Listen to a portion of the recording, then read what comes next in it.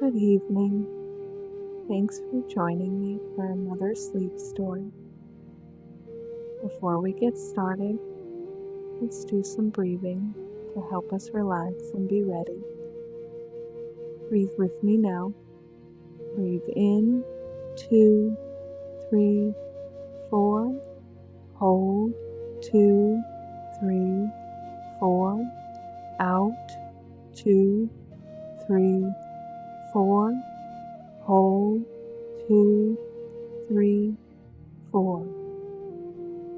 Now breathe in, big, deep, cleansing breath, and out. Again, in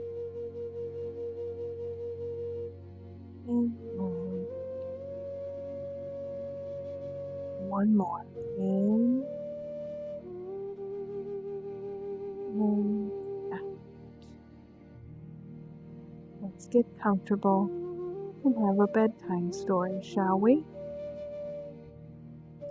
Tonight's story is The Lantern Keeper's Gift. In a quiet corner of the world, where the stars dipped low enough to kiss the treetops, there was a sleepy village called Winter Hollow. It was a place the maps forgot, hidden between velvet hills and gentle mists that never fully cleared. Every evening, as the sun melted into a golden hush, the village would fall silent, except for the sound of soft footsteps winding along the cobbled path toward the woods.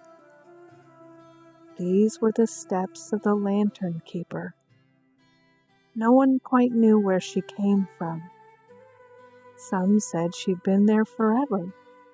Others claimed she wandered in from the forest one night, guided by starlight and the scent of lavender.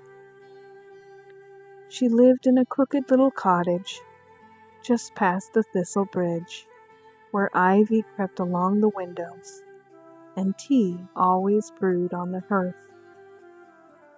Her name was Eleanor, and she had one job: to light the night. Each dusk, Eleanor would take her satchel, worn soft with age, and fill it with small glowing lanterns, each one no bigger than a teacup. These weren't ordinary lanterns, of course. They shimmered with a pale pearlescent light that gave off warmth that didn't burn. As she walked, she'd hang them, one on a branch, another tucked beneath a fern, one beside a pond where the frogs whispered lullabies.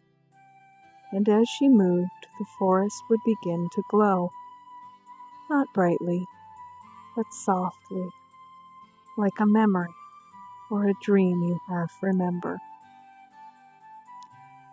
The lanterns weren't just light.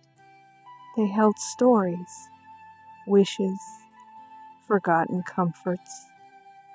They cradled the quiet moments people let slip between the cracks of busyness and noise. One lantern might carry the scent of a cinnamon bread baking in a childhood kitchen. Another, the warmth of a hand once held during a rainstorm. Another still, the hum of a lullaby, hummed long ago beneath quilts stitched by moonlight. Eleanor never spoke as she walked. She simply listened to the night birds, to the rustle of leaves, to the sighs of the sleeping earth. And when her bag was empty, she'd sit on an old mossy stump and watch the forest twinkle like a sky turned inside out. Sometimes travelers would wander into Winter Hollow, their eyes heavy and their hearts weary.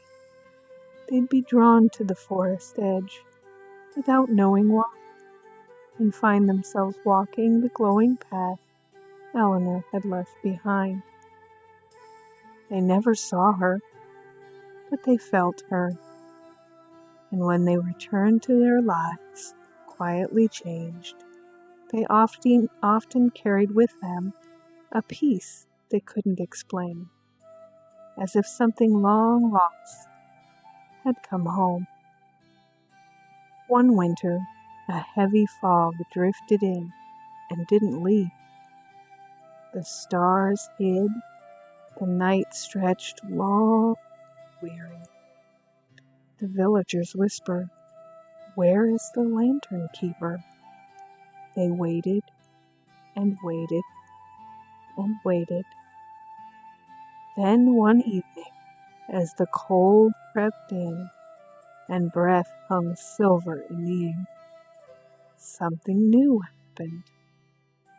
Tiny lanterns appeared on the windowsills of each home, one by one, gently glowing, not hung by hand, but floating in the mist. Inside them were dreams, familiar comforts, forgotten joys. Eleanor never returned to the path, but her light remained. And some say, if you find yourself lost in a quiet place of the world, and the air feels just a little warmer than it should, look closely. You might see a glimmer, soft and kind, guiding you home. Good night, dear friends.